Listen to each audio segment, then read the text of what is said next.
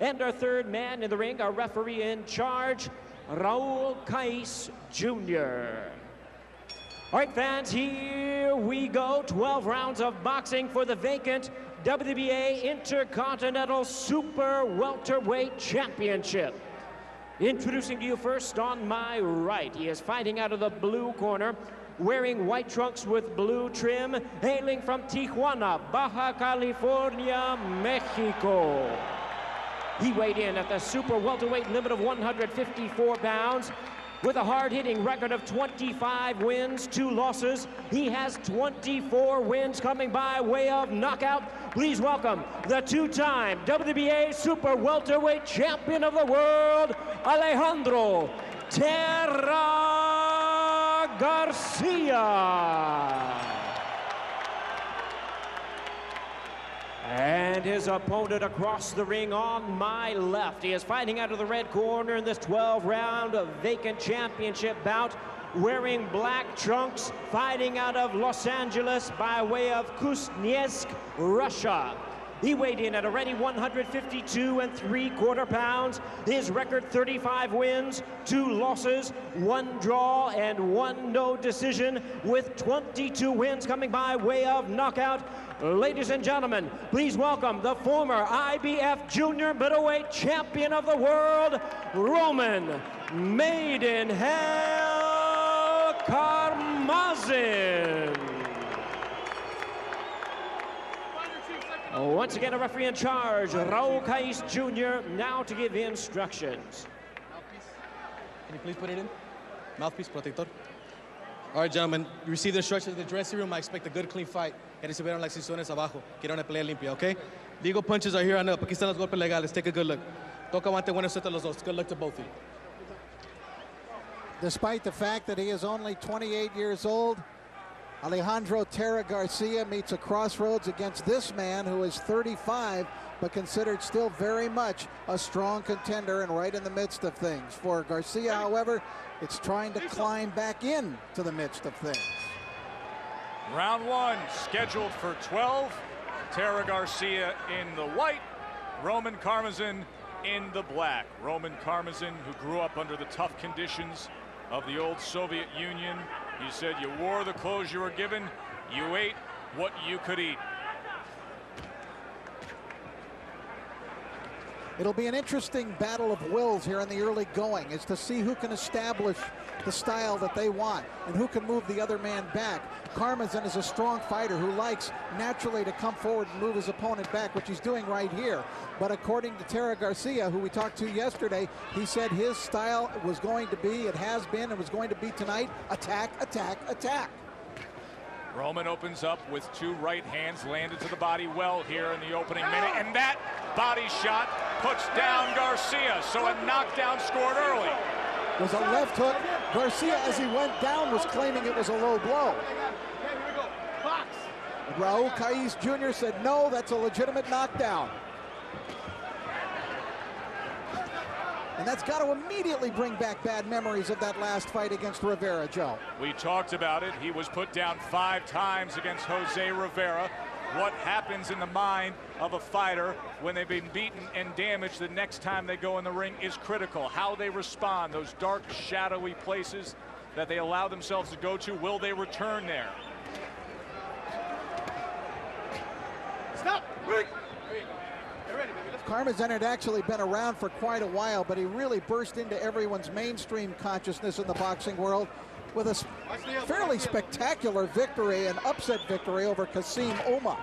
And it was that showing which really put him on the map and led many to believe that he would take apart Corey Spinks when they fought. But he had trouble dealing with the style of Spinks when they fought and really didn't catch on to Spinks until about the 7th round. And by then he was already considerably behind, and although he rallied furiously at the end, he still ended up losing a close fight to Corey Spinks. Lost that majority decision back in July of 2006. The stunning upset against Ouma was in July of 2005. He scored 2 knockdowns in the 3rd round and went on to win a unanimous decision in that upset of the then IBF junior middleweight champion. Karmazin appears to be punching sharply to me in this first round, Joe. Went to the body well with 2 right hands, and then it was the left hand to the body that scored the knockdown in the opening minute of this opening stanza.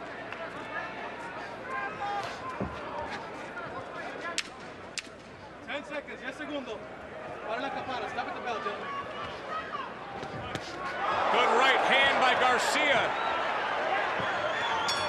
So each man scores well here in this opening round, but the knockdown scored in the ledger of the Russian.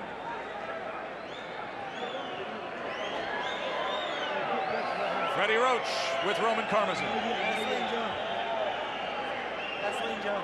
Okay, Roman. Good job. Don't get careless. Okay? Now here. He's lunging in. Он заходит сюда. I want you to look at the hook and the uppercut. Понимаешь, хук Okay. сбоку и потом апперкат. All right, let's take a look now. There's a good right hand by Terry Garcia, who you can see already is a strong puncher. He's a heavy-handed guy, but it was the heavy hands of Roman Karmazin that recorded the first knockdown of the fight. Garcia with that lead right hand. It was Karmazin, though, who landed the left hook. But we had 3 shots of that right by Garcia, but nonetheless, it was the left hand and a body punch.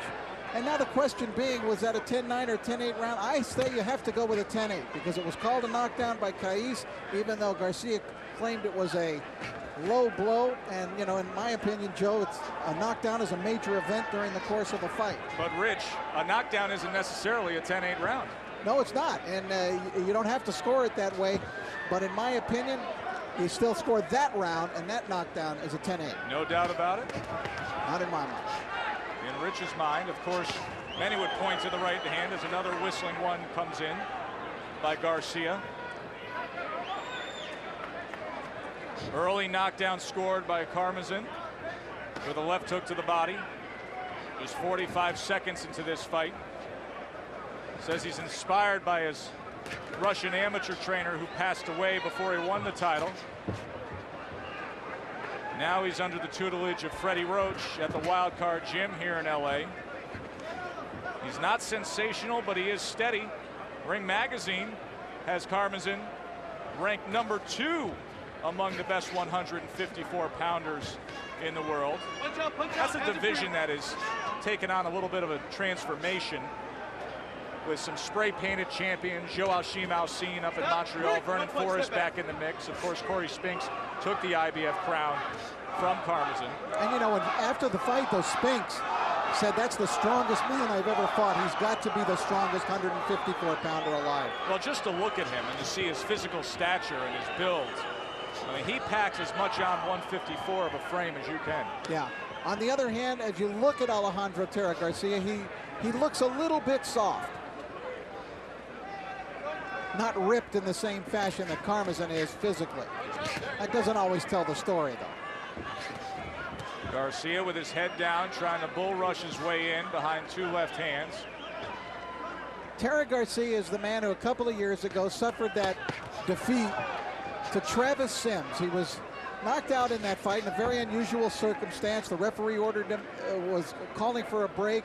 Garcia dropped his hands, momentarily stepped back, thought that the break was called, and the referee seemed to change his mind, and Travis Sims just unloaded a shot on him and knocked him down and knocked him out with that. And he went against the basic tenet of boxing that every fighter is told, which is protect yourself at all times. He didn't in that case, and he ended up losing his championship because of it. That happened midway through the 5th round of their December 2003 fight in Atlantic City. 10 seconds, 10 segundos. And Garcia made the comment that it was just devastating to his career.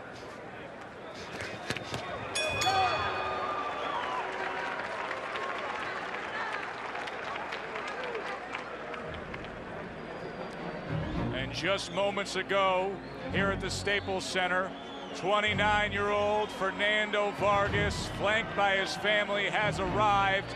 He says this is the last time this will ever happen in his sensational career. 2-time junior middleweight titleist who is in this heated war of words with Ricardo Mayorga now for months. And now it all comes to an end.